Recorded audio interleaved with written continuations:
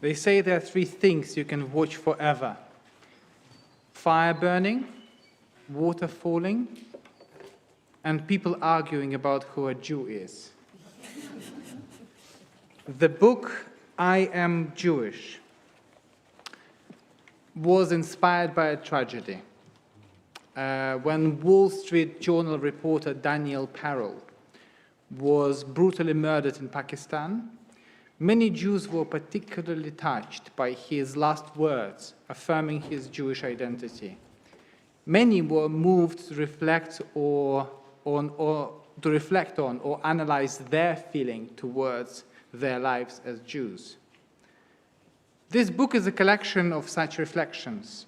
The most moving and touching decision made by editors is to put world's leaders and celebrities alongside regular Jews on the pews. One of the contributors is Mikhail Chlenov, an anthropologist living in Moscow. He's a professor at the Moscow Maimonides Academy. Yes, there is a Maimonides Academy in Moscow. And the Moscow State University and chairman of VAAD, the Federation of Jewish Organizations and Communities of Russia, basically a Russian equivalent of the Board of Deputies.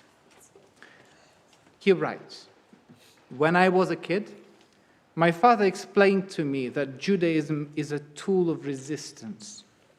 I didn't understand what it meant then. During the rest of my long life, I learned more and more about Jews and Judaism. Some parts of our heritage I accepted easily, others with reluctance. Some others I didn't accept at all. But in comprehending Judaism as a whole, I became convinced of my father's words. Yes, Judaism is a tool of resistance. Wherever you come across words, behavior, or events that you feel are evil, you almost automatically react with three simple words: I am Jewish. That means you are not ready to be part of evil. Even if you will be murdered, as Daniel Pearl, blessed be his memory, by these words you resist. You are not part, you are not with."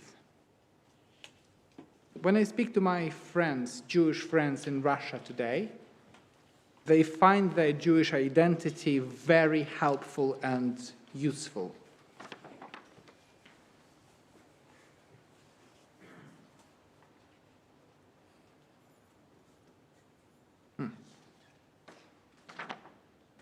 Yes, the Jewish identity for them becomes an inspiration for resistance, quiet acts of civil disobedience. And also it gives them a refuge, a different identity that you can feel at peace with. Being Jewish is often to be a minority. Even when there is a large Jewish gathering, and I find it very amusing that even when there is a large Jewish gathering, many Jews split into small groups and still find a way of being minority. The existence and self-perception of being a minority often leads to holding a different opinion, being unpopular, in opposition. From this perspective, civil disobedience is a concept Jewish people might understand and relate to. Civil disobedience, one may define as refusal to obey certain laws, demands, or commands. It's done by using non-violent means, such as boycotts or protests, to bring attention to a political issue or injustice. One of the historical examples of civil disobedience is the actions of Mahatma Gandhi. This is probably one of the most famous examples. During the Indian independence movement, Gandhi used non-violent resistance, including boycotts and hunger strikes, to protest British rule in India. This led to India's independence in 1947. While in jail, Gandhi read the essay Civil Disobedience by Henry David Thoreau, a 19th century American writer. Gandhi adopted the term civil disobedience to describe his strategy of non-violently refusing to cooperate with injustice, but he preferred the Sanskrit term satyagraha, which means devotion to truth. Essentially, it's a method of non-violent resistance in which individuals actively refuse to cooperate with unjust laws and policies, but do so in a peaceful and non-violent manner. The individuals who practice it are willing to accept punishment for their actions and don't seek to harm others. If truth, in other words, if truth is on your side, then it will ultimately, sooner or later, but ultimately prevail. However, if your opponents are violent and unfair towards you, it doesn't mean you should act in the same way.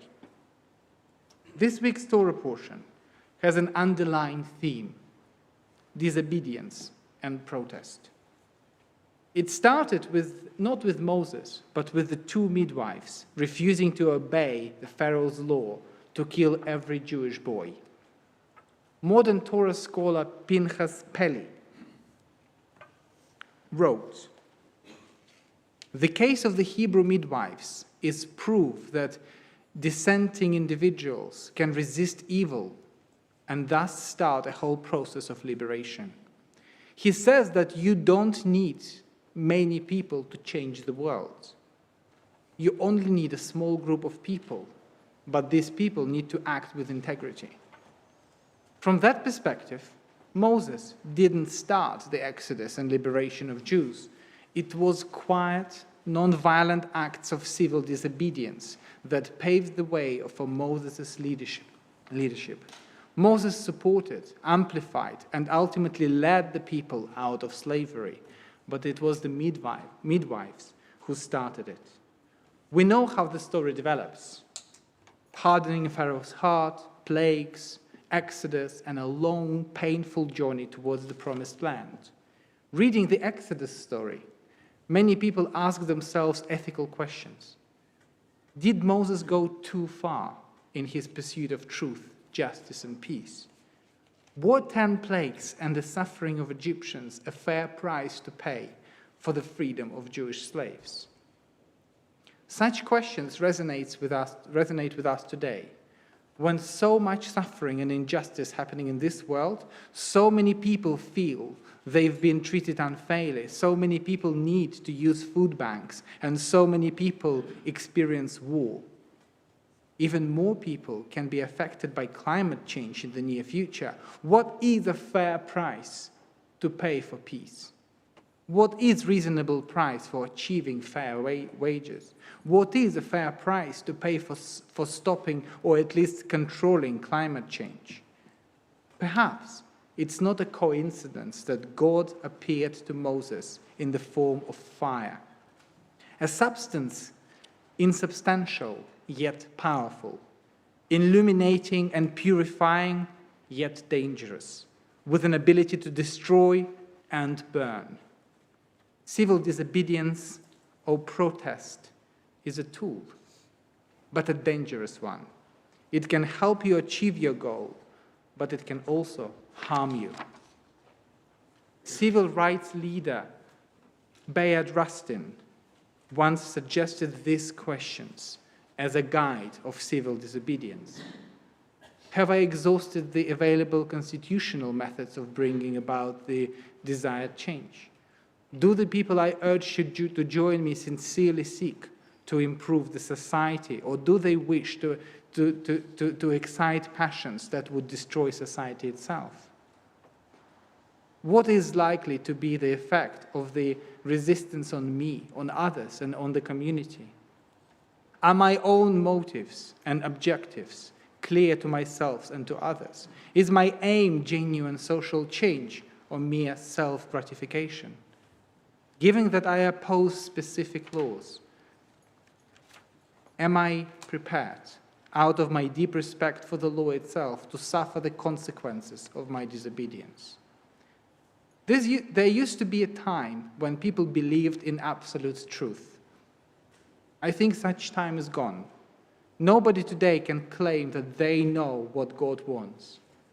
I'm not surprised that Moses refused to be God's messenger. Why me? Send somebody else, he told God. I am not worthy. I am not charismatic.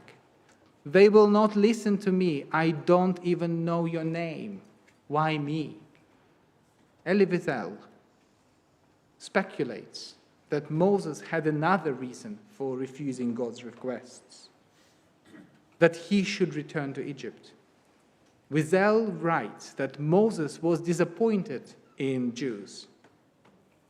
When he had defended a Jew being beaten by an Egyptian, no Israelite came forward to help him. Instead, 2 Jews criticized him the next day for what he has done. Nor had any Israelites offered help to him when Pharaoh put out a warrant for his arrest. Why do you fight for something others don't seem to care about? If nobody supports you, why should you be involved? In 1850, Soren Kierkegaard wrote in his diary this: "The truth is always in the minority. And the minority is always stronger than the majority because, as a rule, the minority is made up of those who actually have an opinion, while the strength of the majority is illusory, formed of that crowd which has no opinion, and which therefore the next movement, when it becomes clear that the minority is the strongest, adopts the latter's opinion, which now is the majority." Let's not focus on the patronizing nature of Kierkegaard's writing, but recognize that the message, the first part at least, is important. To be a minority can make you bitter, only see disadvantages and become a constant victim. And I can constantly see it within the Jewish community that many people, many of us, only see negatives, only see anti-Semitism, only see something bad in the society. But Jewish approach should be different. To be a minority is to be forced to have an opinion. It is better to be few, but act with integrity, than many and be complicit to injustice. And in the words of Pirkei Avot, במקום שאין אנשים, השתדל להיות איש. In a place where there are no people, try to remain a human being. Shabbat Shalom.